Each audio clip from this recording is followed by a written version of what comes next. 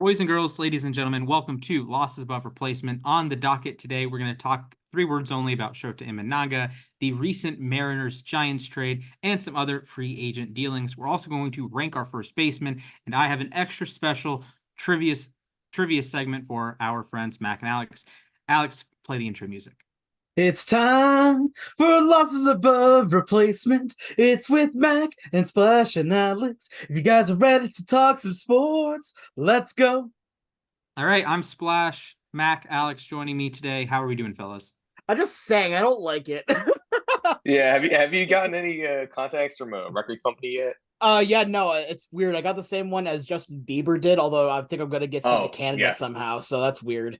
At least I'll be able to root for the Blue Jays, I guess. So, go 2022 World Series champion Blue Jays. Yeah, I was gonna say 2022 World Series champions. Yeah, I think I'm doing Absolutely. all right though. Yeah, it's cold. It's cold here. It snowed a little bit. I don't like that really, but it's very very hot in my apartment for some reason. But other than that, yeah, I'm doing all right. It's been hot over here too. Like, what's is weird because right now at the time of recording this, it's only 40 degrees, but yet I have my window open because it is just boiling hot for some reason. Yeah, my, So, my grandmother has the apartment on what I like to call furnace mode. So oh, I've never called it that before until today, but that's okay. But one thing that's not hot is the stove. Major League Baseball, what are we doing? Can we hurry it up a little bit, please? Uh, what are we doing? No one's signing. I get the holidays were recent, but we were told, well, as soon as Otani signs, then the market's going to move. Okay, well, then as soon as Yamamoto signs, the market's going to move. Has anyone signed a contract bigger than like $50 million other than those two players? It really doesn't feel like it. I'm sure there has been a guy here or there, Eduardo but Rodriguez got 99 million, I think. okay. My guy That's like the one of Erod, the yeah. that's about it. So what are we I can't doing? think of anyone else. Matt Chapman, you need to sign. Blake Snell, you need to sign. Jordan Figure it out. Montgomery. Jordan Montgomery. I feel it's Imanaga actually been at a good pace coming though so soon. far right now. I mean, if you go back to like what last couple of years when we've been doing the podcast, we would have a long stretches of just doing and nothing, or just doing Jeopardy boards because there was not enough news to talk about. And Or yet, or Okay, there first was off, lockout. respect true. the Jeopardy boards. I Those do were know. I iconic. 100% respect the Jeopardy boards. I want to do more of them very soon. But Uh, I also mean that like we've had like news to talk about each podcast, which I'm not mad about. The I only will thing I'm say a mad. lot of the news is like, where was so and so gonna sign? Like we had the segment on where's Soto gonna go, and then Soto maybe hear me out. Maybe we should do more podcasts, and then more news is gonna happen. I don't know. I don't know. Don't shoot the messenger. Anyways, today we're gonna start off with one of our favorite segments, three words only. Boys and girls, ladies and gentlemen, Jerry DePoto cooked this weekend. Mhm. Alex, we'll start with you. What are your three words following the Mitch Haniger for Robbie Ray swap?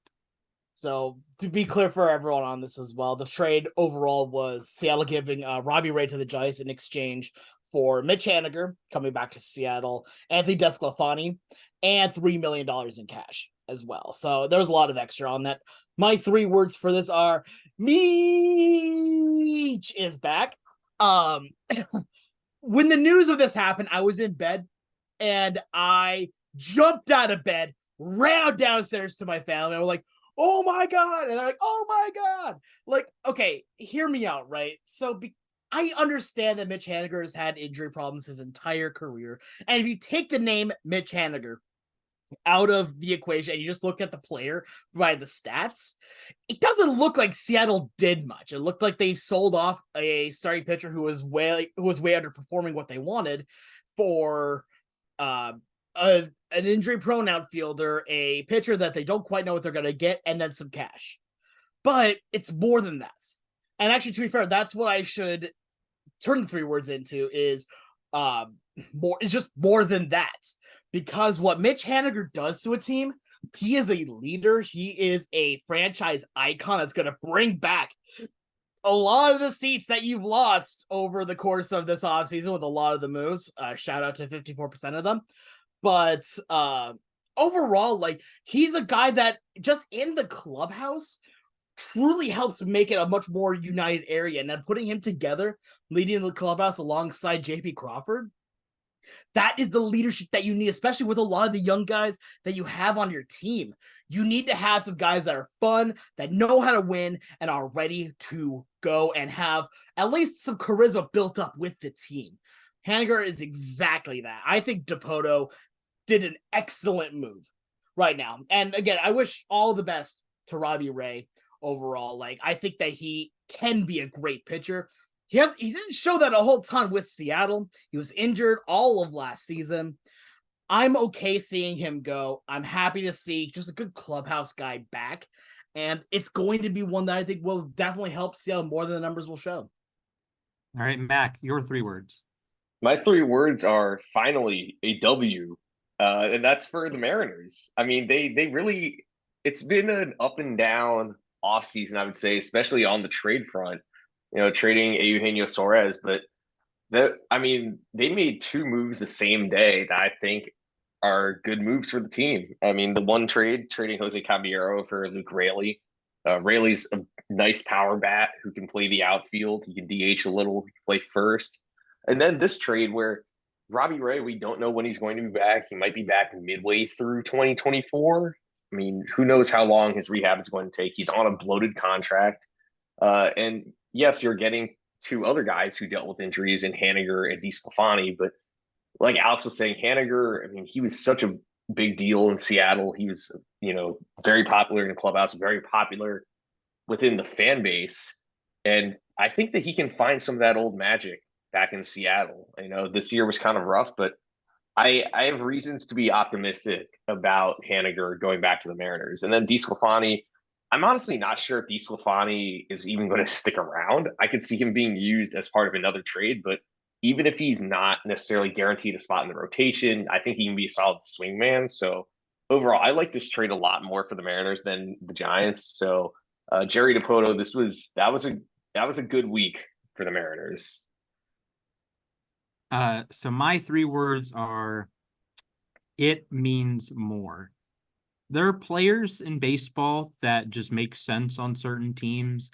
You can look at the production. It's better for that team. They'll go to a different team. It tanks and they'll go back to that team and they'll be good again. My go-to is actually not a baseball example. It's a football example. It's the wonderful universe of Jamie Collins, who was the best linebacker in football when he was in New England, but very cuttable on any other organization. So I don't know how this works in brains of athletes, but some guys are just meant to be in places, and Mitch Haniger is meant to be a Mariner. It was very weird watching him with San Francisco. He's just a guy that Seattle through and through. So I do think this is more of a win-win trade because the Giants had a lot of outfielders. They just signed Young-Ho Lee from Korea, and you have Conforto, you have Yastrzemski, you have Austin Slater. You have a slew of these guys in the outfield. And Mitch Haniger is like very redundant with those. But you need some you need some length in your rotation. We were talking before the show, who's going to start the second game of the season for the Giants? Because Logan Webb starting the first one. Number 2, you have no idea. And yes, Robbie Ray is going to miss a chunk of the season with Tommy John. I get it. And they have Alex Cobb, but he's also going to miss a chunk of the season. So if the Giants are in playoff contention late in the season, you get a big boost with both Cobb and Ray, even if they're not like ace level stealths. Of course, Robbie Ray is a former Cy Young Award winner, but that's going to be a big boost later in the season, and you get you get to declog your outfield a little bit, right? And with the Mariners, they needed outfield help. Like we were having conversations. Are you going to have Dominic Canzone play every day? Are you going to have Sam Haggerty play every day? Are we going to have, what are we doing? Because you lose Teoscar Hernandez. We're going to talk about him in a minute. You trade Jared Kelnick. Like, how are you filling these at-bats? So this is a great way to fill those at-bats. And you get a sort of buy low candidate in Anthony DeSclafani, who was really good in 2021 and really bad last year. And I think he's the perfect guy, perfect veteran, like Marco Gonzalez replacement at the end of your rotation, because as much as we all like Seattle's rotation with Kirby and Castillo and Wu and Miller and all these young guys, they're all young besides Castillo. that, okay, maybe you don't want to He's not push that them. old either, though. Yeah, he's not That's even 30. he's been around a Relatively while. young, yeah. Yeah, Yeah, he came up in yeah, 2017, yeah. yeah, that's fair. But yeah, you just throw a veteran in there and say, okay, we don't need to throw Wu 150 pitches and 8 innings every single time out. We can have a little bit more lax rotation. We can, move DeSclafani in and out. We can have him be a follower after an opener. You can kind of move your pieces around. So I like the move for both teams. I like it for Mitch Haniger. He should have been a Mariner for life. I like it for DeSclafani. You're the Giants. You kind of trade away your present. You trade away your like number 3, number 4 starter right now, but you get a guy that could be a legitimate number 2 behind Logan Webb later in the season, potentially next year. So I like the deal for both sides. One thing I want to bring up real quick before we go on too much further, I really like the point that you made there, Splash, about how DeSclafani can be used, because I've been one that I think that Wu needs a little bit more time to get his innings up overall, because we've seen that when he did pitch, he's had trouble going deep into games. He has trouble getting even 5-6 innings at times. So having, I don't know, maybe DeSclafani there alongside of Wu to be able to, all right, have that opener and then kind of swap out as you need be. Maybe even just put those two together and you might be able to get a full game just the two put together as like a hyper fifth starter in a way. So I think that could be a very interesting move, and I like that kind of comparison. Okay, side note, how fascinating would it be if a team actually went to that strategy and you had like specific guys for like maybe first 2 times through the order and then like third and fourth time through the order. So you're pitching to 36 batters and then you have your high leverage guys come in at the end. I don't know if that would necessarily be like great, because you might have that second guy who's not your ace level pitcher throwing important pitches in the 6th, 7th, 8th innings. I don't know. I think that could be interesting. I think that we might be on a trend kind of like that, especially considering that the opener was a foreign idea years ago. Now it's still kind of foreign overall. Like we don't see a whole lot of teams do it, but some do. It's used somewhat frequently though now. Yeah, it's closer to sparingly than rarely. But I think right now it could be very interesting to see. I think that would be kind of fun, maybe to do as like for like one roster, like for one like starting rotation day, not like every one of them, but like for like say like a number 5 where you have 2 starting pitchers that can go, at least 3-4 or so innings. Yeah, just have both of them work it through, so then the lineup never can get truly set to any one guy, and then you can still have your high end relievers for like say 8th and 9th inning. I think that could work interestingly well. What about 6-man rotations though? I feel like 6-man rotations are going to become the future of the game. That's the other thing. I think so too. I would agree. The only problem I have with the 6-man rotation is that we're already seeing more and more pitchers work less innings, which, to be fair, a 6-man rotation works if you're having pitchers go 7, 8, 9 innings. Whereas if you have them only going 5 or 6, they don't need that extra day worth of rest. I think at that point, like if you're having guys that are regularly going between like 5 and let's say between 4 and 7 innings, right? Then I think it still works for a 5-man rotation, but then maybe do like that hybrid style where you have 2 guys that are meant to go back to back because they're good and they're better than being a long reliever, but then they're better than just being a long reliever, but they work well together at that point. I don't think a 6-man works unless you have guys that are known for going deep in games. Because otherwise you're just going to be wasting your bullpen a lot. Okay. I have a thought. What if you have essentially a 6-man rotation, but you have your 4 starters, like say a 1, 2, and a 4, 5, and your 3 and your 6 have like split duties? That could be interesting. So like the third day, the third guy starts, but he goes like 1 or 2 times through the order, and then the 6th day, the other guy starts and he goes 1 or 2 times through the order, and the other guy like comes in for relief. I know that's probably taxing the arms a lot. That's what my first thought was. I think you're going to be hurting the arms way too much. I don't know. Of course, like the platonic ideal is you have 5 starters. They all throw, 30 starts apiece. You're throwing 180 innings ish with each of them. Maybe your ace gets to closer to 200 nowadays, but Yeah, I feel like we're getting a lot more like five and dive stuff, a lot more emphasis on whiffs. So you're cool if you walk the occasional guy. Look at Blake Snell. You're cool if you walk the occasional guy, but your goal is to generate whiffs and miss barrels. So I don't know. I feel myself pulled in both directions here because on one hand, I like looking at baseball reference pages and seeing 200 innings, 200 innings, 200 innings, 200 innings. James Shields, right? But I also like seeing really good pitching. So I don't know. That's a conversation we can have another time. But we do have some news. The Dodgers are back at it again with the deferrals. I can't wait to have this podcast around in like 15 years and we can laugh at the Dodgers for having hundreds of $1 million in deferrals with Betts and Freeman and Ohtani and one guy they recently signed, Teoscar Hernandez, formerly of the Mariners. So, Mac, what are your 3 words after Teoscar Hernandez goes to LA? So my 3 words are betting on himself. He is taking a 1-year deal, which I think a lot of people, I remember, I think the Red Sox in particular kept expecting him to get like a 4-year deal or something like that. He's taking a 1-year deal coming off a bit of a down year where he struck out 211 times. His OPS was down significantly. He only was a little bit above average by OPS plus. But he still, I mean, hits the ball decently hard. He still hit 26 home runs.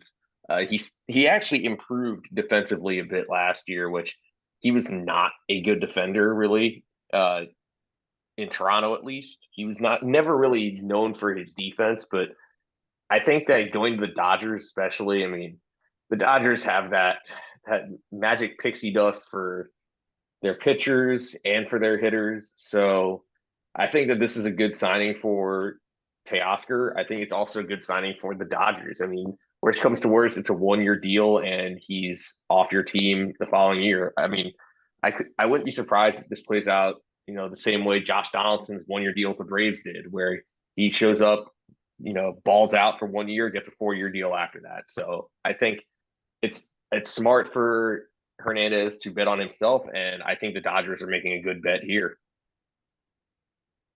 So for me, my 3 words for this are going to be new poverty franchise, because as soon as these like deals are going to be coming in, you're gonna have so much just dead money, all in all, that it is going to be astounding to try and field a full competitive team at this point. So look, when you have the deals like you do for Betts, for Freeman, for Ohtani, and now for Teo, like, don't get me wrong, this team is absolutely stacked right now, and they're just getting better and better by the day.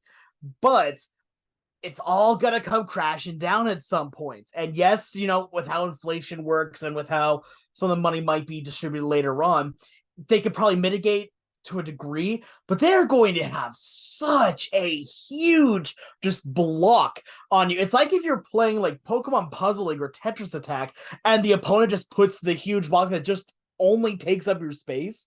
That's what not next year. That's what this is going to be for the Dodgers in a decade.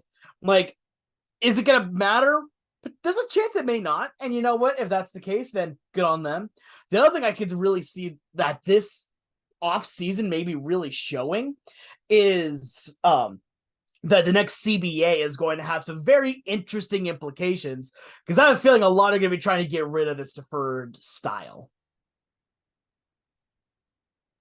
I think that's fair. Also, good shout on Josh Donaldson, bringer of rain, Atlanta legend. First off, let's note that Teoscar Hernandez was on the 2017 Astros for 1 game, but he was on the 2017. I was gonna say, Astros. I saw him play for the Buffalo Bisons that year, so right after he got traded to Toronto.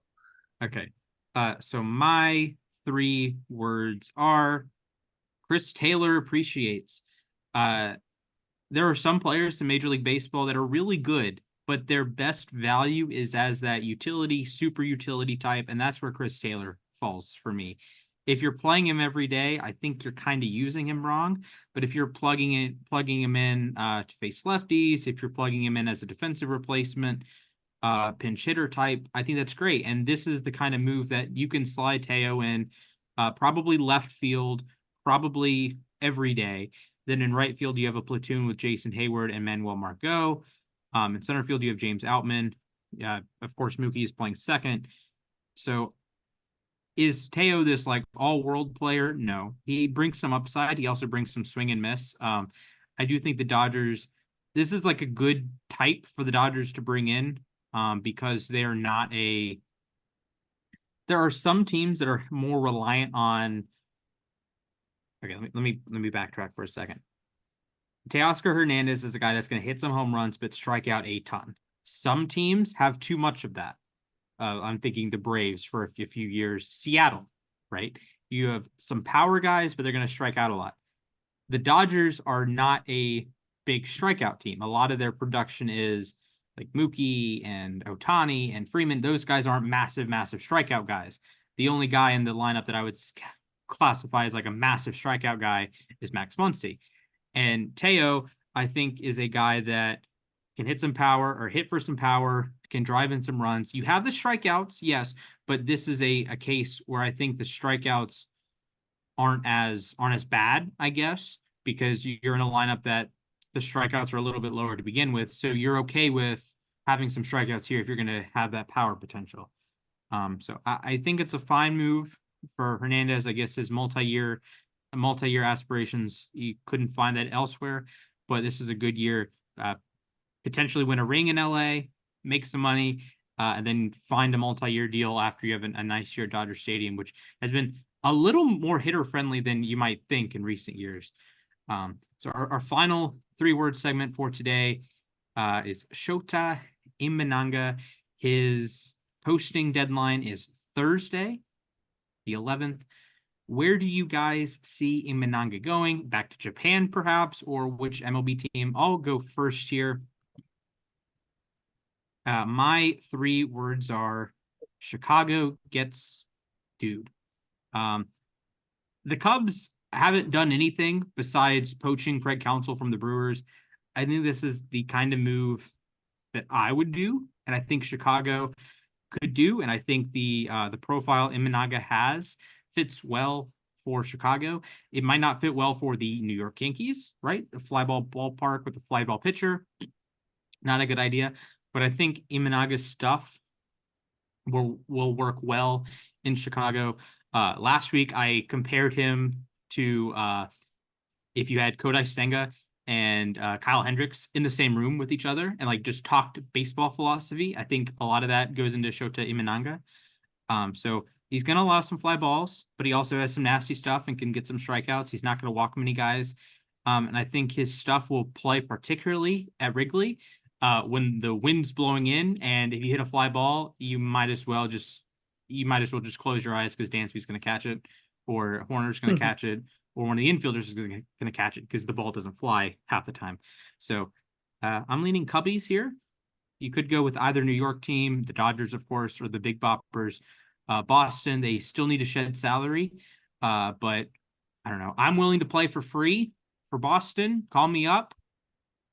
So, Alex, what are your 3 words on Shota Imanaga? First off, I also would play for free. The only thing I would ask is just cover the travel expenses, but I would gladly play. But here's mine, and I know I'm probably a bit of a contrarian on this one, but that's okay. My 3 words are MLB The Show. We've been talking to the Dodgers of the MLB The Show of baseball, and guess what? It's going to show again here as they have Ohtani now, they have Yamamoto. I think Imanaga's the next domino to fall to them in the pitching side of things now. You put him on that team right now, and it's going to make an already super strong rotation even stronger, which, by the way, can we just talk about how strong the Dodgers rotation has gotten this offseason? Beforehand, you had no idea who was going to be the number 1 going into this season. And now you've got Yamamoto, you've got Glasnow. In 2025, you'll have Ohtani as well in there too. I think Imanaga might be the next one to go there, just kind of following along with that trend. So I don't know. We've seen weirder things happen. Another potentially deferred deal can happen, but maybe that's another reason why they deferred Teo's deal, was to make room for Imanaga, excuse me. So I'm going to go in a little bit of a different direction. and that I'm not going with the Dodgers. I'll just tell you that much. My three words are Orange County bound. I think he actually ends up with the other team in the LA area. I think he actually ends up with the Angels. Ooh. I know the Angels have been linked to him a lot. I understand there was an article today that said the Giants are the favorites for Imanaga, but something tells me that the Angels make the play here. I know they're not exactly contenders this year, but I feel like even when they're not contending per se, they are kind of aggressive. And I think this is going to be their one big signing this offseason. So I think the Angels get Imanaga. They pay him over $100 million, and he probably is their number one starter next year, honestly. All I right. see it happening. I see Fair it. enough. We all have different landing spots for Mr. Shota. So again, his deadline is Thursday, so that is almost certainly going to be the next domino to fall unless we get a random passing bomb in the middle of the night. So I don't know. I'm not holding my breath for one of those, but that tweet is going to hit like crack when it does come. And speaking of crack, we're going to talk about some first basemen. I have no idea how these are related. Shout out to the I do not know. What shout was out to the that Pirates transition, mascot. my man? Yeah, What was shout that out to the You know, Pirates I can think of mascot. worse. I can think of worse. Speaking Okay. of crack, let's talk about first baseman. Yeah, Yeah. let's talk about first baseman. Some of them may or may not be on crack. They probably aren't on crack. Let me just preface that. But some of us might be on crack with our rankings. Remember last year, I would these like to two very other. quickly first make sure that we endorse that we are not endorsing crack. We are not. Not We at are all. not. None of us are on crack. None of us endorse people doing crack. Okay, have Splash, you guys what ever have you had There you holiday started? crack? No, have you ever Splash. had holiday crack? Like the pie? No, it's like saltines Yes. and Okay. Yeah. I think I have chocolate and had that. whatnot. I've never had Yes. it. I saw a recipe for it. It's I was fire. with it all the way until they added like candy cane crumbles to the top, and I don't like candy cane. So it's like okay, whatever. Do But without it. It's actually good. I'm intrigued. I wish it was the holiday season so I could get it again, but I can vibe with it. But the holiday crack for us is ranking first baseman. Remember last year I was the captain of the intelligent brigade. I had one Freddie Freeman as my number one. Both of these bozos had Paul Goldschmidt. I was right. They were wrong. Bow down, bozos. I mean, you Today, could say that, but I won the war draft, so bow down, bozo. did you draft Freddie Freeman, though? Didn't need to. I don't remember who drafted Freddie Freeman. Tough. That's I what don't I'm at. remember who did either. I Okay, think if you did, then I win. But if whatever. I'm pretty sure you Anyways. did because I think I would have picked other first baseman above Freddie. But he won at first base. Yeah, that's fine. Yeah. Okay, so I got the value there. So, anyways, we're going to rank our top 5 first basemen today. Who would like to begin? I'll start things off. Go. Oh, Yeah, go for it. ahead. Go Go for it. ahead. Go for No, it. you go. Go ahead. Okay, fine. I'll start go. this off. Okay. Yeah, go Alex, ahead. So, who's your all right, number? so I'll start things off here with my number 5. Here being a person who was not a first baseman up until fairly recently. That's Bryce Harper. I think Bryce Harper is going to be number 5 on this.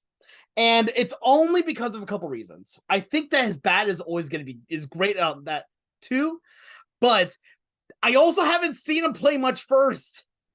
I want to see what he could do actually defensively at the first baseman position. I think his bat is going to be great no matter what. He's going to be one of the absolute best, but I want to see what he's going to do there first. So for that reason, for me, he's number 5. For me, number 4 and 5 are pretty close together. So at number 5, I feel like I have the one that is probably gonna, like, people are probably gonna say, you're crazy, like you're such a homer and all that. I'm going with Pete Alonso at number 5. All right, I'm still a believer that he's a top 5 first baseman, and I know that most people are probably going to disagree with me, but I mean, first of all, he's going into a contract year. I think he's going to ball out this year, but also even in a down year, he still hit 46 homers and still had an 821 OPS. His 122 OPS plus was considered a down year. He did. I mean, so his defense, it's weird because defensive runs saved really like him, but his outs above average is still technically below average. But I think he's a solid first baseman. Really, he struggled badly after he got drilled in the hand by Charlie Morton, which also, I mean, he tried to rush back 10 days later and clearly was not right for a solid 2.5 weeks. But you look at his batted ball data, he hit the ball in the air more than ever, 35% fly ball rate. Also his batting average on balls in play of 205, if I'm not mistaken, was the lowest of any qualified batter. So it was a I want to weird say year in ever, that right? sense. I Like think it was it may have comically been the low. lowest ever. Yeah, 205 is incredibly low. And I feel like that's unsustainably low. So well, Alonso, I'm not going to say is near the guys we have at the top three. I think Alonso is still a top five first baseman, so I have him at fifth. All right, I'm gonna do a little bit of a inverse of what I did the last time. Last time I saved the catchers I didn't have on my list until the end. This time I'm gonna highlight the first basemen that aren't in my list right now. I don't have Paul Goldschmidt in my list. He was number 2 last year. Neither I do don't have I. Vladimir. I don't have Vladimir Guerrero Jr. on my list. Projections love him this year. I don't. Um, Same. I uh, also don't have him my on my guy, list. my guy, Vinny Pasquantino is not on the list. As much as I hate to see that. Um, so yeah, those are a couple of guys that are on my list. Not Vinny saying they're will be not great there this year, players. I think. I think Vinny Goldschmidt by had a the end good of this year. year can be. Who? Vinny Pasquantino? Oh Pasquantino, yeah. I think so. Love me some Italian breakfast. So those guys are not on my top 5. Cardinals fans come at me. Um, I will say that Goldschmidt underperformed his batted ball data for the first time like ever. So congratulations. He's going to probably have a bounce back year and be perfectly reasonable. Actually, the funny thing was his expected WOBA in 2022 and 2023 were the exact same, 367. But one year he had an 180 OPS plus and won the MVP. The next year, I mean, he was fine, but it wasn't Paul Goldschmidt. It was like Right? 120, I believe, or so. Yeah, he's like adequate. He's fine defensively. It's like okay.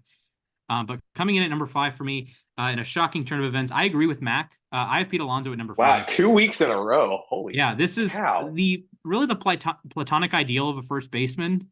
Big power profile, good enough at first. I've been listening to Locked On Mets a lot, and they'll say, "Oh, 7 out of 8 positions in the field were good defensively," with the caveat that Alonso's pretty reasonable at first. There are better first basemen like Christian Walker. Christian Walker, another guy not on my list, excellent power defense guy.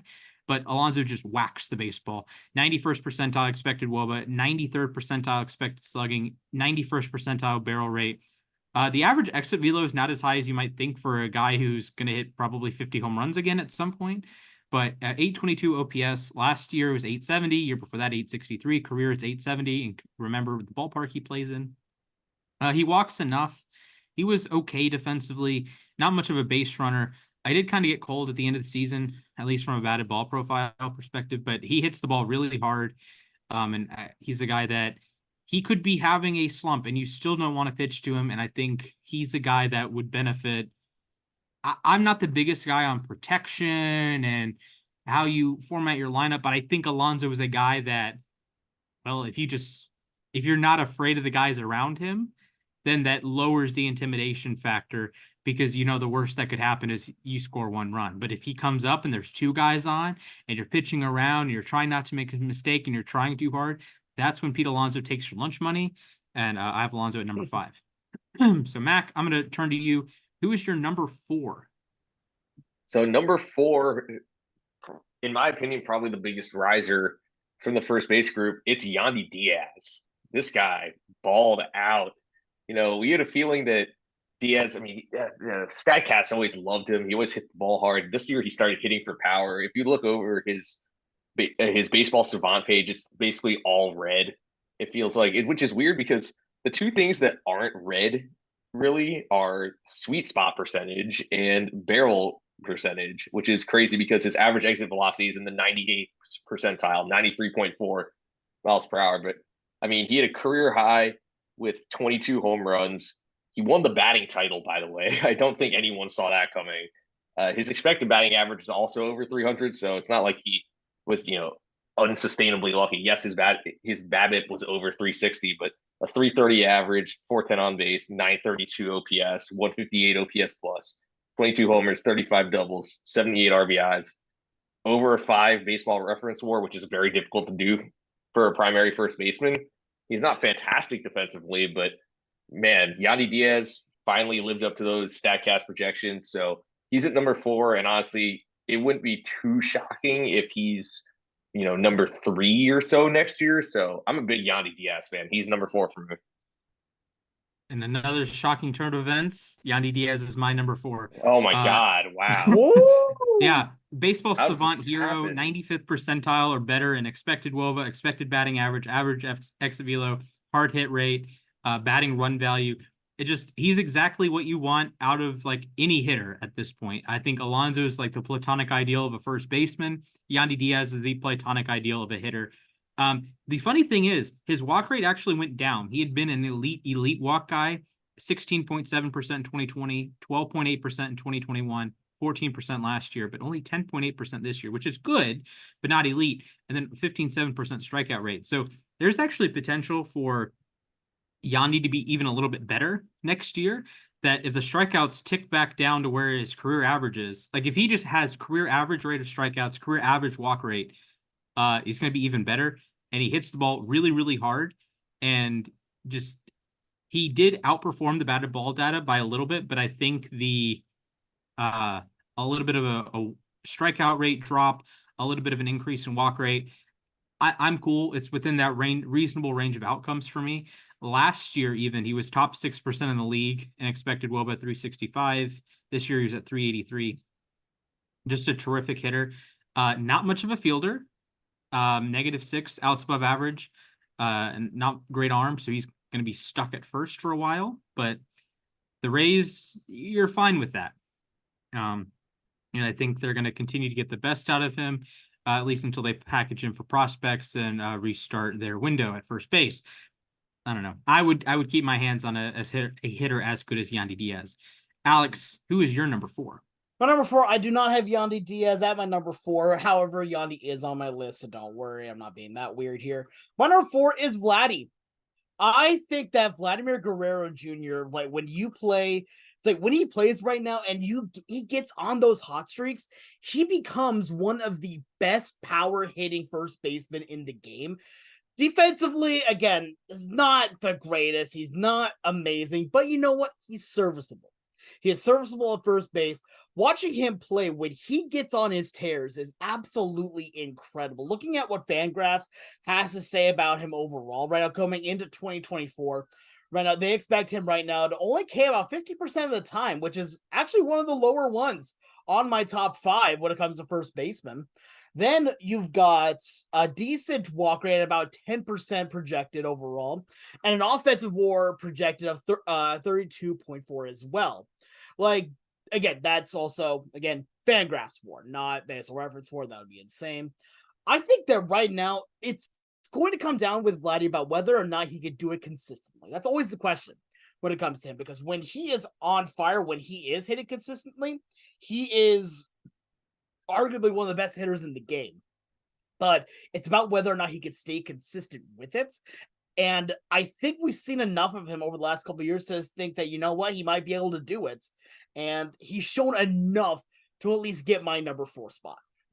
Yeah, my issue with Guerrero is that we saw how great he can be in 2021 when he was, runner up in MVP.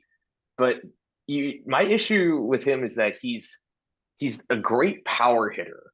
He hits the ball very hard, but for a guy who's a power hitter, he needs to lift the ball more. He hits so many ground balls, and I understand his ground ball rate came down last year, but still, I feel like he's leaving stuff to be desired. Granted, he is only 24, or maybe he just turned 25, so he's young enough where he can make the leap back to what he was in 2021 again. But I need to see that more. And by the way, you mentioned his defense. It was not great this year, but he does have a Gold Glove in his career, if that means anything.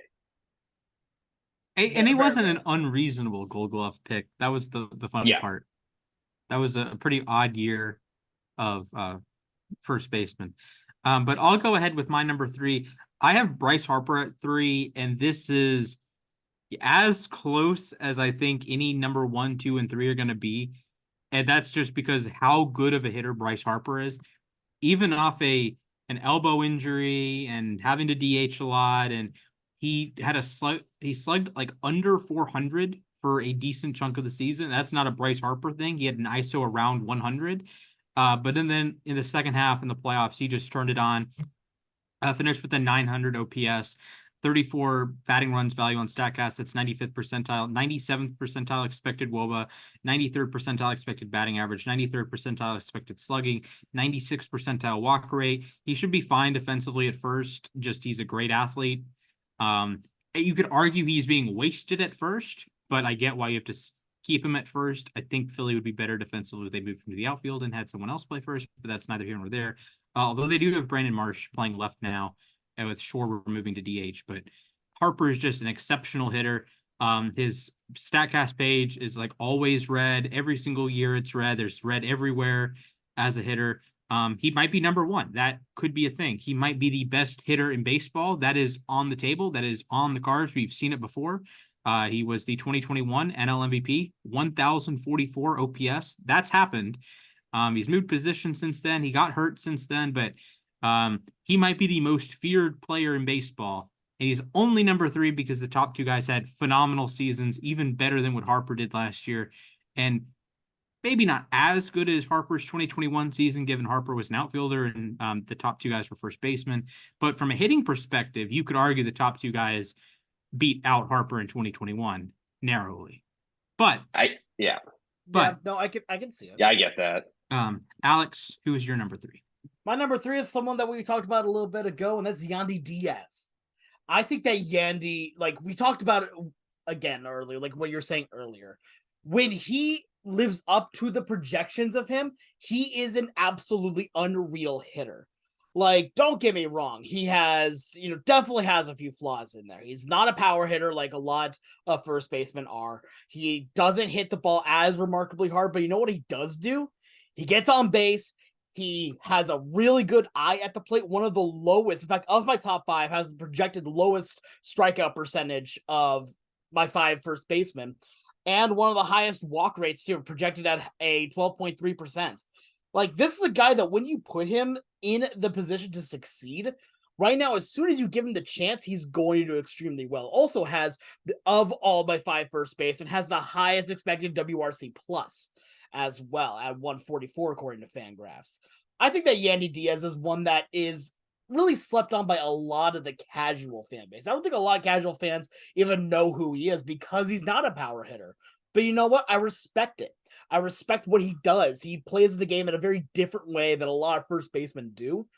And he's shown that it is just as successful as being a big bopper. You can make it do. You can make it work. Yeah, so I didn't think this was possible, but Splash and I have the same 5, 4, and 3. I also have Bryce Harper. So this is the thing, is that Bryce Harper, the first half of the year, it was so obvious he was just not himself. But he only hit 3 home runs, so he's still recovering.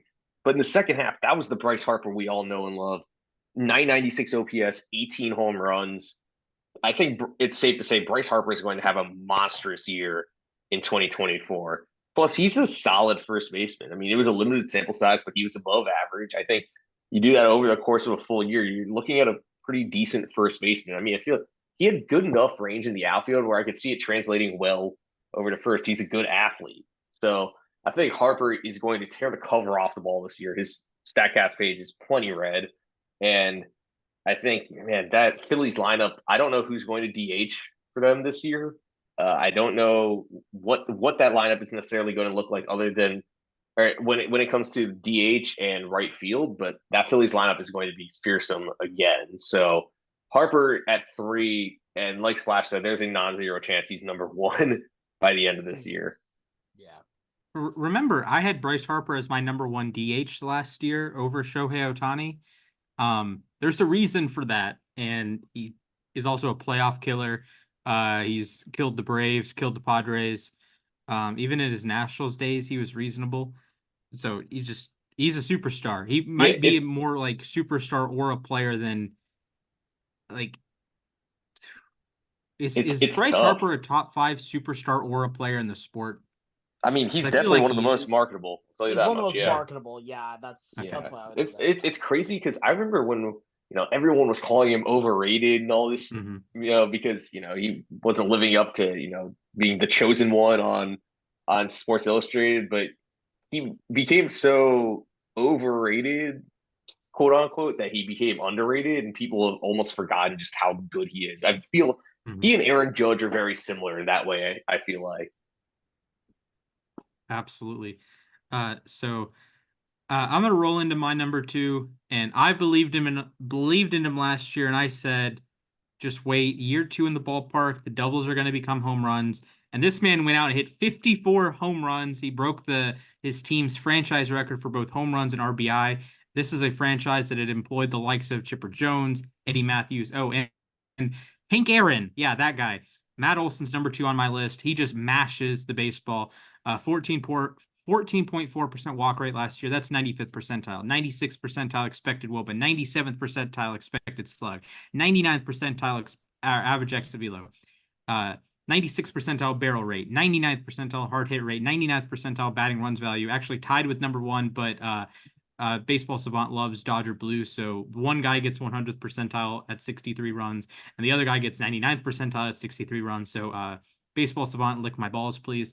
Um, Olson just went on an absolute heater the second half to get to 54 home runs. Like, we can talk about the doubles for the guy at number one. We can talk about the Braves hitting 307 home runs. I get it. But Matt Olson was doing unholy things to baseballs. He had an expected slug of 557, which is just bananas.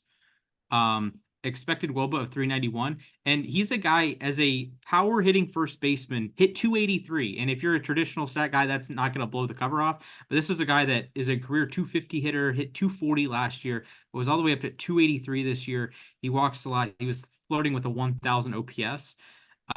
He's usually pretty good defensively. Last year, not negative 4 outs above average. So if you're a little hot and cold on the defensive metrics, maybe you're not the biggest fan, but his strikeout rate trickled down a little bit. The walk rate was the highest of his career at 14.4%. And look, I'm not going to say over the largest sample size ever, he's going to be better than Bryce Harper, but coming off of how well he was, how good he played last season, I think Matt Olson deserves to be number two. Yeah, I can't believe I'm saying this, but I also have Matt Olson at number Oh my two. god. We did not collude There's before no this. way that the Mets fan and the Braves I fan know had the it's exact same list. Splash, I'm going to tell you this right now. I did not think you were going to have Olson at number two. I thought you were putting him at number one. Oh, Okay, So- Lordy. reminder, last year I had Freddie at one after Goldschmidt won the MVP. No, I know that. I'm yeah. not saying So it badly. I'm just like, I'm shocked. Like how you were shocked when I put Bryce Harper at 5. That's how I'm feeling looking at this. The Harper so one I can kind of yeah, understand if you because he say, hasn't okay, really he's played. new to the Yeah. position. Like Yeah, if that was my you're argument. Yeah. yeah, if your position is he's new to the position, that okay, redundant. If your standpoint is he's new to the position, I get it. I disagree with you because I think he's moving down the defensive spectrum from right field. But I agree. it's like Mookie moving. Mookie's played second base before, but if a short like Marcus Semien when he moved from shortstop to second base, I wouldn't like drop him because he's never played second before. Well, shortstop's more difficult than second, so I would imagine he'll be good defensively at second. So I understand your logic, Alex. I disagree with you here, but I understand your viewpoint. So Mac, you Yeah. said you had Olsen at number two. Back it Yes. up. Olson. I mean, it's crazy because in a lineup that had the league MVP atop it, Olson may have been the bat that scared me the most. I mean, it felt like, especially in the second half of the season, it felt like every time he swung the bat, he was hitting the ball over the fence. I mean, 54 home runs, 139 RBIs. It really is not much more to say. I feel like in a lot of years, Olson would have been good enough to win the MVP. It's just that he got fourth in the voting, which is insane. That's, I mean, one of the best years to not win MVP, to not even be top two. So, I mean, he's so dangerous. And it's not, yes, he strikes out some, but it's not like he's, what Ryan Howard was in his prime or Mark Reynolds or Chris Davis. Like he strikes out, but it's not like an egregious amount. 23%, that's all right, but also 14.4% walk rate. He hit the ball in the air more than ever this year. He hit the ball harder than ever. Matt Olson, and he's a good defender at first base. So really, he's the full package at first base. He's not quite number one for me, but I mean, I'm terrified of having to face this guy for the next 6 years in Atlanta because he's already beat up on the Mets enough, and there's a non-zero chance by the time his contract expires with the Braves, he's the all-time leader in home runs against the Mets, which is currently, if I'm not mistaken, it's Willie Stargell. So, yeah, that's how good Olson is. All right, So- Alex, who's your number 2? Believe it or not, we all have the same number 2. I also put Olson at number 2. And honestly, this one is a take your pick. This one is a what kind of player do you want to have on your team type thing. When it comes to Olson, he, like you guys have already kind of just really beaten into the ground. He is a great hitter, really good defensively as well. Like, this guy really took that step up, which I'm really happy to see. I liked watching him when he was in Oakland. So now seeing him over in Atlanta and truly thriving is actually really, really cool. Right now, he has arguably the best power swing of first baseman next to Pete Alonso and, Bryce Harper too as well.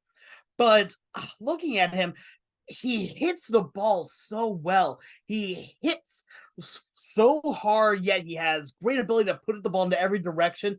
The only knock that I can have on him is the projected strikeout rate for him. And that's really it. Like right now, Fangraphs has his projected strikeout rate at over 22%, which is, bad. That is bad. I will say that's league average nowadays. Yeah, no, like that's 22% is league average. And yeah, the but total's going to get up there given he's near the top of one of the best lineups in baseball. And he plays every day. So he's going to be a guy that is going to be near the top of the total, even if he's not near the top of like the percentage, if that makes sense. Yeah, no, I get that. So yeah, but right now, again, this one really is between 1 and 2. This one feels like a take your pick overall. And I like Olson. I think he is one of the most exciting first baseman in all of baseball. But number 1 as well. Like, I have my reasoning for who I picked, and I'm sure you guys do too, because I think we all also have the same number 1. By the way, I just want to point out, I looked it up. In 34 games against the Mets so far, Olson has 11 home runs. I think that might include a couple games he played for Oakland in interleague play. So, for the record, the leader against the Mets is Willie Stargell, 60 home runs across 249 games. So, like I said, there's a non-zero chance we see Olson top that, I feel like. I feel like Harper might break it first. I don't know if Harper has the same reputation of demolishing the Mets as he does the Braves. Oh, he does. Trust me. Yeah, Harper. Maybe it's probably not as extreme as the Braves because they haven't faced each other in playoffs. So fair enough. And I am trying to give my own list for this, but I keep screwing up the StatHead search because I found against the Pirates, but he's not on the Pirates. What are we doing? But Willie Stargell is on the Pirates. Okay. So anyways, I'll go through my number 1. He was my number 1 last year. He's my number 1 again this year. It's Freddie Freeman, 3rd in National League MVP voting. This is one of the seasons that most years he finishes number 1 or number 2. It's just kind of the nature of he wasn't even the most valuable player on his own team, believe it or not. And he had a monster season. He had 59 doubles. He was flirting with 60 doubles. I will say Brian Kenny is a clown for having is 59 doubles better than 54 home runs. Are we serious here? Like, can you count total bases? That's a thing. Like, I cannot. Be serious. Okay, me neither. But be serious. Freeman, yeah, we can talk about the hitting. Great. We can talk about the fielding. Very good. Awesome base runner. All of a sudden, 23 stolen bases. He had a 2020 season as a first baseman, and you throw in the 59 doubles. He probably would have won the batting title had Luis Ariz not hit 350. Expected WOBA 408. That's awesome. 323 expected batting average, 565 expected slug, 100th percentile sweet spot rate. The raw power isn't quite the same as it is with the rest of the list, but the well-rounded profile, like this is just a dominant hitter. He's a guy that like by the time his Dodgers contract is over, so he has 4 more years with the Dodgers on his current deal, he's going to be at like 2,800 hits, Probably 400 400, homers, 420 homers or so. So you're talking about a guy who probably is a 600 doubles. probably is a Hall of Famer right now. At least a guy that's going to be on plenty of ballots if he retired right now. But we've had the Goldschmidt Freeman conversation for a long time, and Goldschmidt was always better. And Cardinals fans are mad online right now, but Freddie Freeman's probably going to pass him here quickly, given the lineup, given the how well he's been playing. And he's had a 400 expected WOBA each of the last 4 seasons. Paul Goldschmidt's not doing that, by the way. 408 this year, even better than 403 last year, and he was number 1 last year on my list after a 403 expected WOBA. He's just an incredible hitter. The walk rate was a little down, 9.9%. The last every other year of his career has been over 10%. It was 11.9% last year, 17.2% when he won the MVP in 2020. But just an excellent, excellent hitter, excellent baseball player, one of the top 10 or so in the league. He does everything well. The only issue, quote unquote, is that he plays first base. But man, that is one heck of a right side of the infield. That's like historic. Like, how often do you have 2 Hall of Famers playing in their prime at the same time in the same half of the infield? Like, this is, I can't think of another one off the top of my head. Like, first and second base, both Hall First of and Fame second players. base. Like Bagwell and Biggio, this is better than Bagwell and Biggio. Yeah, no, it is Yeah, for no, sure. Like, this is, like Garrigan, Lazeri. Lazari. I mean, even that was completely different Betts is though. better than Lazeri, but Yeah, I that's the and also thing. wouldn't say Freeman's better than Gary. That's the other That's thing. Yeah, pretty out there. Although if Freeman did this every year, then maybe you could say he's as good as Lou Gehrig. Lou Gehrig is a special player. obviously, And yeah. another one He that comes gets to my underrated. mind, first baseman and second baseman, maybe not full Hall of Fame though, could be, is Ryan Howard, Chase Utley. That Yeah, well, Howard I like Howard more not, than like but War does. Utley's a Hall of Famer to me. Ryan Howard, I don't know. I always liked Ryan Howard. I I liked know that's Howard kind of too. It's sacrilege. just I always thought he was like better defensively than like War gives him credit for. yeah. But I don't know. Different players, of course. Yeah, I That's feel that's that. not bad. No worries. Yeah, but this is Freddie Freeman's an all-timer. He was awesome with the Braves, and he's been even better with the Dodgers, if you can believe that. Yeah. I think he's really the next hope of the 3,000 hit club. I was doing the math yesterday. He needs 177 hits over the next 5 years, or 177 hits per season over the next 5 years. His Dodgers contract is 4 years. He's 34, so that's kind of not on his side, but I think his profile ages pretty well. He's a career 301 hitter. I could see him hitting, even if he hits like 310 the next 5 years. And if he's a guy that sticks around, heaven forbid returns to Atlanta, and like builds that bridge back, or signs some 1-year deals to the end with the Dodgers, kind of like what Clayton Kershaw is doing nowadays.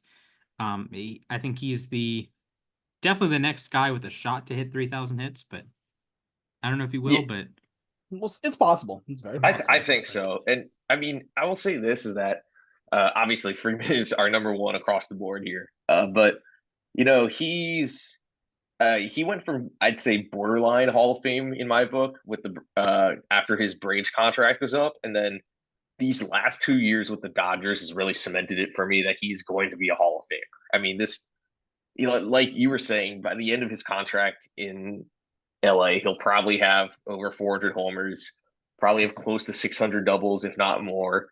He's a great all around hitter. Plus, I mean, like you were saying, 23 steals. I don't know where that came from.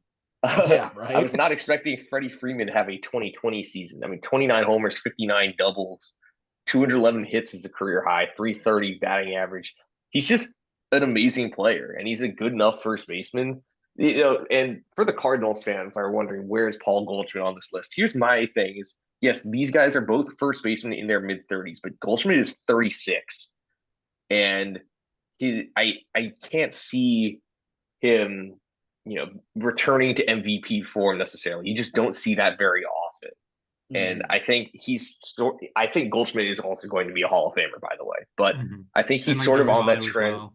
Yeah, and Votto too. But I feel like he's on that trend where I can't see him getting back up to, the near 1,000 OPS mark. or being worth 8 baseball reference awards. So I think Freeman at least has a few more years of being consistently great. And I think there's no reason to say he's not number one. Maybe Olsen leapfrogs him next year. Maybe Harper leapfrogs him. But this is just a really good class of first basemen. So Freeman, there's not much bad things to say about him. Yeah, I think with like Atlanta, I think it's kind of the trending towards Hall of Fame. Like, I think if he signs this deal with Atlanta and like kept his Atlanta production, he ends up being a Hall of Famer. But there's a like the eye test, right? So I'm going to use Adrian Beltre as an example. Adrian Beltre with the Dodgers, with the Mariners, even with the Red Sox, and early in his Rangers tenure, never really looked like a Hall of Famer to me. Like, at least to me. Maybe people can disagree because he was excellent defensively, and that can often get overlooked. But he ended up being a Hall of Famer, 3,000 hits, all the home runs, all the doubles, the greatness defensively. And then by the end of his Texas tenure, it's like, okay, he's a Hall of Famer. You can pick a year in Seattle he didn't look like a Hall of Famer. Freddie Freeman was on that track to me that eventually he's going to have the numbers to be a Hall of Famer, but he is looking like a Hall of Famer right now. Like, if you like take these peak years, I would say these are his peak years, and you compare these to a lot of guys in the Hall of Fame, these are on par with those. You throw in the MVP in 2020, he helped the Braves win a World Series in 2021. He was awesome in 2022, top 5 in MVP voting, if I recall. 3rd in MVP voting this year, just a consistent guy in the top 3, top 6 in MVP voting. Yeah, now he's like getting closer to being that inner circle Hall of Famer than just a Hall of Famer. Like, I think Goldschmidt, Votto, not to be like disrespectful to Hall of Fame caliber players, but they're kind of like just a Hall of Famer. Todd Helton is just a Hall of Famer. Freddie Freeman's like trending towards like first ballot Hall of Famer, inner circle Hall of Famer. Like, you're building your all-time first baseman team. He's not over Lou Gehrig or Albert Pujols, but like since 2010, Freeman's your guy.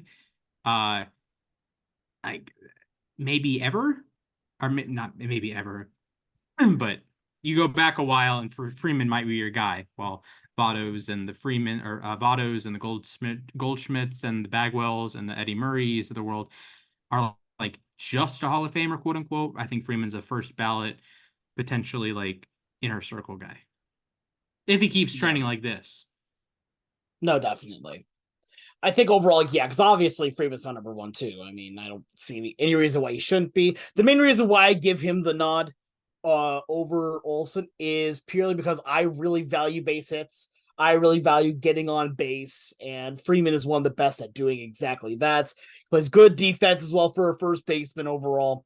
So, I mean, you take a look at it again. It really is just a coin flip about which one you want to take. Do you want a guy that's going to definitely hit for more power, get in more RBIs because he's going to be hitting more home runs, but is going to strike out a bit more? Or do you want a guy that's going to not strike out as much? It's going to walk potentially a little bit more, but that's again a little more of a coin flip. But a guy's going to get on base a little more and strike out a bit less. And for me, I chose Freeman on that side of the arguments. Both are absolutely incredible ball players. I think Freeman is definitely going to be a Hall of Famer at this point as well. So right now, those are my rankings overall. All right, so fun list. We all had the same top 2, which is fun. Mac and I had the exact same list. I don't know if that's happened in the history of our thing. Probably not. Which is crazy because you thought you were really high on Alonso, and I thought I was like kind of low on Alonso, and we like come to the same spot there. That was funny. Dude, I have arguments with Mets fans about Pete Alonso, which is crazy to think about, but like half the fan base thinks please he's trade him to the trash. Brewers. So, Please do something dumb with Pete no. Alonso. Don't If extend him. If don't he gets traded don't do any anywhere, of that. Just be stupid, please. If he gets traded anywhere in the NL Central, it's probably the Cubs. But yes, Ooh, I agree. that would be interesting. That'd be very also interesting. The Cubs. I don't know. Bring back Bellinger. Maybe. Bring back good players. I don't know. Anyways, Crazy I have thought. trivia today, boys and girls, on the theme of first baseman. However, my not tiebreaker question, instead of a coin toss, I have a new segment. It's called Mitch's Be Crazy. In honor of both Mitch Garver and Mitch Haniger being on the Seattle Mariners. The first one of you who tells me a first name who corresponds to 2 players on one team during the same season, you will get the first choice in trivia. So go ahead. Can't be Mitch Haniger and Mitch Garver, though. Any other name. Carlos. and your players are. On the 2007 Mets, there were 3 Carloses actually: Beltran, Delgado, and Gomez. Okay, I verify that because They I were played all in MLB the same Power Pros. lineup once. Yes. I mean, Also, yeah, I have one as well. That would have been funny too. what was yours, Alex? Mine was Ken. Ken, Okay. with Oh, for okay. Ken Griffey Jr., Ken Griffey Sr. Oh God, first and last name. Yeah, they have Okay. the same exact name, guys. Just Ooh, junior and I don't know. senior. I don't know who wins. Mac had a triple here, and Alex had like a double.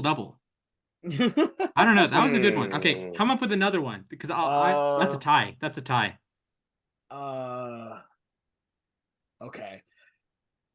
There's a fake one with second names now with No. Seattle in Rayleigh and Raleigh. No. But No. It also doesn't count the lows and Yeah. the lows in no, I know. Tampa I last year. I said that one as a joke. So I think oh man, there was one on the tip of my tongue and I lost yeah, it. no, I'm losing it. I was Losing that thinking I guess this one would count. one. Man, there was you're asking for first names in particular, right? Old A's Matt Olson, Matt Chapman. Oh my Yeah, there God. you Yeah, go. they Good one. batted back to back in the lineup. All right. Okay, I was thinking Eminem Michael twins. Soroka and Michael Harris. Oh, that makes sense. Or you could go if Soroka had played in 2022, it could have been Mike Ford and Mike Soroka, but Soroka didn't pitch. I forgot that Ford played for the Braves that year. Yes. Mariners Labs legend, Yankees Mike. legend. Yeah. All right, Yankees Alex, legend. you Princeton will go Tigers. first here. We have a very large topic today. It's on the subject of first baseman. You just got to tell me someone that played first base in 2023. That's it. That's the trivia. That's trivia. There are 179 names here. Oh. That's the trivia. You tell I'm me. assuming 3 strikes. Yeah, 3 strikes. Oh, 179 boy. names. So we might be here a while, so don't be stupid. Considering that we're already at an hour. Yes. May have made a mistake on this one, Chief. I'll just take out the easy one. Ty France for me. Okay. Ty France, that is correct. Repeat. If you repeat, game over, you lose. There's enough choices. Let's just do one strike then. Yeah, okay. So many choices. Okay, Actually, that's fair. Yeah. Yeah, one strike. Okay, Mac. Pete Alonso. All right, Pete Alonso, 46 homers. Alex. Okay, cool. We're just gonna go with Freddie Freeman. All right, Freddie Freeman, 29 homers. All right, I'll go to Vladimir Guerrero Jr. Vladdy Jr. Matt Olson. Where's Toronto? Oh, there's Toronto. 26 home runs there for Vladdy. Matt Olson, 54 home runs. Get that bold text. Mac. Okay. I'm trying to remember guys who actually played in the majors this year now. That's the other thing. Ryan Mountcastle. Ryan Mountcastle, 18 home runs. Alex. Hey, Yandy Diaz. Yandy Diaz. Of course, it's all the way on the other side of the list alphabetically. 22 home runs. Mac, don't make me go to the other side of the list. I'm so tempted to do that. That's the problem. Do it.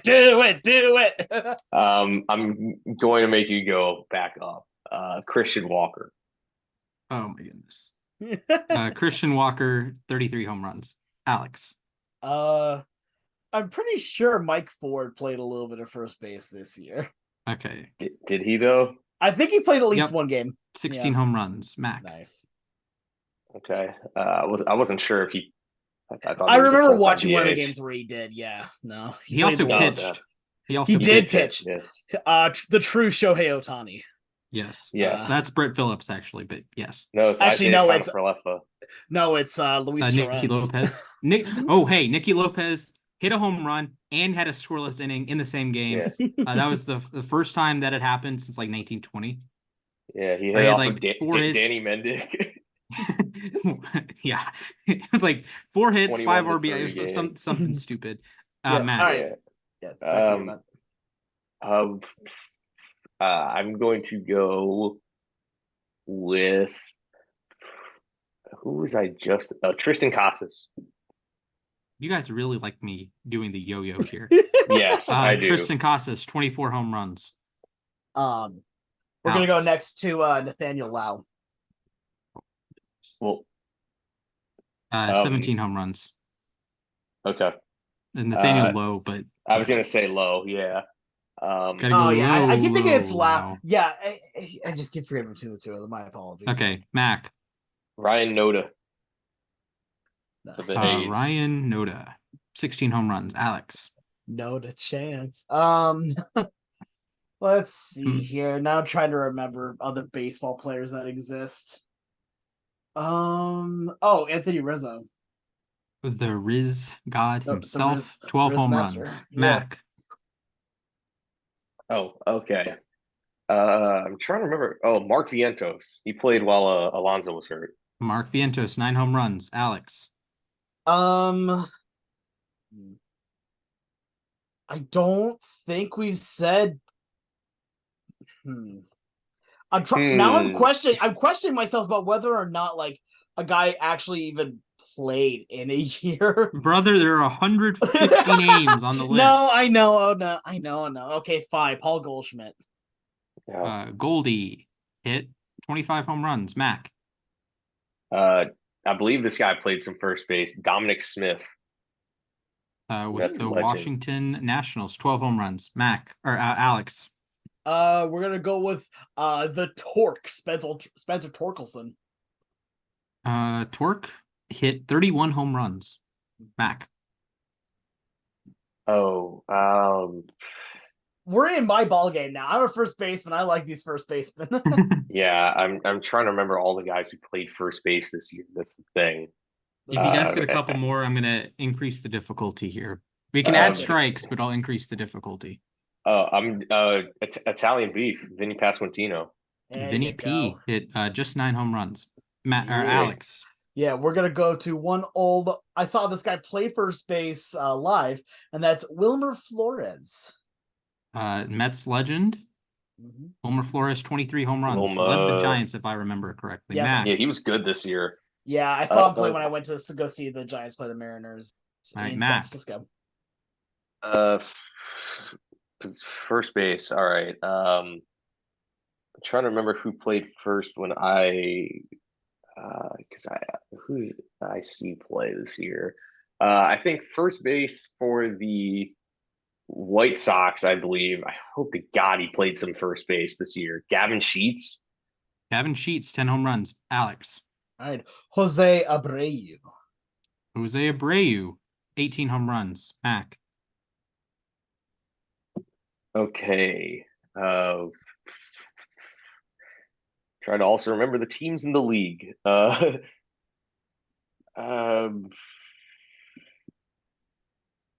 my God. I don't know why this is taking me a second. Okay. Yuli Gurriel for the Marlins. I want to forget that ever happened. 4 home runs. Alex. 4 home runs. Wow. Mr. Reese's Peanut Butter Cup himself in Rhys Hoskins. That is the end. Dude. He didn't play. He tore his ACL. Pal. Oh yeah, you're right. Oh no, Game I over. lost. Man. Game over. I can't believe that, man. I cannot believe that just happened. Dude. Oh my Alex with the God. all-time sell job. Granted, you guys got a lot of them. Oh my God, man. Bro said Reese's Pieces, and I'm like, no. It's like the Breaking Bad meme. 1, 2, 3, 4, 5, 6, 7, 8, 9, 10, 11, 12, 13, 14, 15, 16, 17, 18, 19, 20, 21, 22. Congratulations, boys and bozos. There you go. Okay. I mean, that was unexpected. I was expecting you guys to have a repeat, or if we got too much farther, I was going to make it. You had to choose a guy that hit fewer than 10 home runs on the season. So I was either going to do that or guys who had caught and played first, but that was probably a shorter list. Yeah. Either way, it was a shorter list. That's fair. Good job, Matt. Good job, Alex. Thank you. Yeah. Rhys Hoskins did not play any first base because he didn't play at all.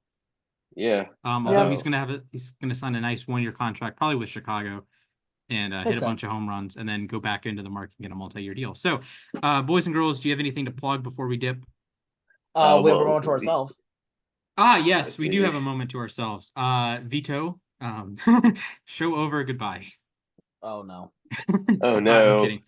I'd actually like to go first with a Go for it, man. moment to Go myself. ahead. All right. So 3, 2, 1. If I get my head out of my balls, I will cut this up and put it somewhere. But I'm going to give you a short synopsis on why I find value in expected stats. This is the kind of thing that every sport for the entirety of time, the eye test has always mattered. And hitting the ball hard or playing the game the right way or being fast on the field, whatever. We know these things are important. We've always known these things are important. So we have data that tells you, hey, he hits the ball hard. This is what's expected to happen. So if you went to a showcase and you saw guys play and you had a guy who was like just laser beaming balls into the outfield, but they happened to be caught, or laser beaming balls to the third baseman, whatever, you can see, oh, he hits the ball hard. Those are probably hits. Maybe not today, but over the course of a long season, a long career, that's the guy you want to take a bet on, as opposed to the guy, flipping like into no man's land down the foul poles, or like in between your shortstop and left field, center field, or in between second base, center field, right field, whatever. There's value in that. And I think expected stats do a reasonable job of showing who is intrinsically good at baseball. I'm not saying that players with bad expected stats are bad at baseball, but there is value in going for the guys that have good expected numbers. It's not perfect. I'm not saying it is. There are guys that underperform every year and guys that overperform every year, and they're consistent with it, like Nolan Arenado. I get it. Marcell Ozuna consistently underperforms until this year, at least. But there is value in the expected numbers. That's why I use them a lot. That's why I'm big on Sean Murphy as the best catcher in baseball. I understand that can be controversial. I understand that the expected numbers are just on a spreadsheet and that didn't actually happen. But in the history of sports, every single sport, you watch the players and you can see that trait can translate, that trait might not translate. This is no different from what I'm doing. So, Mac, Alex, feel free. Do you want to go next, Alex, or? Sure, why not? Let's do All right. it. Here we go. All right. My time will start in 3, 2, 1, go. So I'm making a lot of bad decisions lately, and I've noticed that. Like, I'm trying to, keep things in line, and I'm still doing a lot of good things, don't get me wrong. Like, but just I'm realizing, like, I'm just having sometimes where I'm just have a mental lapse and then just decide to keep going with it. And it usually works out still in the end. But I'm just like, I look back on it and realize, why did I do that? For example, yesterday, I forgot what time it was for some reason, and I had an energy drink at 10 p.m. and I was up until 4 in the morning. I got a lot of stuff done during that time, but I also was like, why did I do this? I don't make a habit of it, but just whenever I have if you have like those mental lapses in judgment, you just feel so stupid afterwards. But I mean, I at least got a good few things done, so that's good. Yeah, I I feel you feel there, that. Alex. I drink I feel that too. like the grape Crystal Light, and there's like a little bit of caffeine in it, and it like doesn't Yes. affect me. I don't think about it, but then I'll drink my water at 3 in the morning when I wake up in the middle of the night and think, why are you drinking a caffeinated drink? You just woke up. You're about to go back to sleep, you moron. But Mac, the floor is yours. All right. So I'll get started in 3, 2, 1. So I just want to talk a little bit about the Mets. They made a couple of moves this past week, getting Harrison Bader to, in my opinion, play center field every day the way it should be, and Sean Manaea, who had a very good last few months of the season. And Fangraphs put out their projections today, and the Mets were pegged at 84 wins, which, if you ask a lot of people in the fan base, they probably expect to win 75 games again. I just want to say that while I'm not saying they should enter with the same expectations that they did last year, I think it's reasonable to expect them to be not as bad as they were. this past year. I think they're somewhere between the 75 wins we saw last year and the 101 wins we saw in 2022. So I understand they aren't making the flashiest moves of all time, but these Mets will be all right. And if there's anything we've learned from this year, especially, that as long as you're in the playoffs, you have a chance to do who knows what. The Diamondbacks won 84 games and made the World Series. So, in fact, the team that won the World Series didn't win their division. So, just remember that going into this year. I do want to throw it out there. I think the Mets should play Nimmo in center field when the platoon's right, and play Bader in center field when the platoon's not right, and have Nimmo play in left. Because Nimmo is a good defensive center fielder. Bader is a historically good one. Oh, he's a very good one, yes. And but Bader also has big platoon splits, so I would he crushes lefties. Yeah, Mets splash here. I would have Bader in against lefties, and against righties, DJ Stewart play left, DJ, and yeah, have probably. Nimmo or have Bader as your late inning replacement. I think the Mets have made a lot of great moves. Obviously, nothing big enough for us to talk at length about on a podcast, but I think the Mets could make the playoffs. They're probably third place, I think, this year. Yeah, but third place made the playoffs last year and made the playoffs the year before, and made the World Series the year before. Exactly. So yeah, I mean, I think the Mets are an 80 to 85 wins, maybe a little bit more. Again, Edwin Diaz is back, so you're not going to blow leads in the ninth. You're going to play good defense. You're going to, in theory, pitch pretty well. I like Jose Quintana. I obviously love Kodai Senga. So I don't know. I could see the Mets getting closer to that 85 win mark than 80. Maybe you steal a couple games here or there, get to 87 wins, make a move at the deadline. Pete Alonso hits 50 home runs. All of a sudden, you're at 88 wins, and you're flirting with Philly for second in the division. Are they going to win the World Series? Probably not. But I think the Mets are a fundamentally better team than they were 4 months ago. That's probably the nicest thing I've ever said about the Mets. I was going to say, I was about to say, yeah. I also just find it funny talking about the Mets in general, considering what they were supposed to be in 2023, looking at the roster and then just not. Right. It's like Starling Marte's playing in the Dominican League for the first time in a while, and he looks happy and playing ball well. Nimmo is awesome. Your left field platoon, I'm going to count Bader in the left field platoon, even though he would play center. I'd like the platoon there. Third base is a problem, but you have a Brett Beatty potentially there. To say the least. Lindor's great. McNeil's going to have a better season. Alonso's great. Alvarez was really good defensively, and if he gets anything more with the bat, if he's anything better than he was last year, that's really good production at the catcher spot. You're getting Diaz back. I would 75 to 90 wins. I think you're closer to 90 than 75. So anyways, that'll be all for the podcast. Hope you guys enjoyed. Make sure you drop a 5-star review. Let us know what you like, what you don't like. If you have any questions for us, we'd be more than happy to answer them on our next podcast, potentially. We're going to go watch the national championship game. Go Blue. Go Blue. Actually, I don't mind Washington. I like the colors. And I hate Washington. Go Cougs! I know that, but Chris Peterson not there anymore, but he was there. And I rooted for Washington for a few years there because go Boise State. But my dad's a big Michigan fan, and I prefer Michigan over Michigan State. So hopefully it's a fun game. You guys will obviously know the result before we see it. But anyways, follow us at LAR_baseball on the Twitter. You can follow me at Mr. Splashman19. You can follow Mac at Mathias_A_K. You can follow Alex at the Sports Guy 242. Hope you guys have a wonderful, wonderful day, and go Braves. Go Mariners.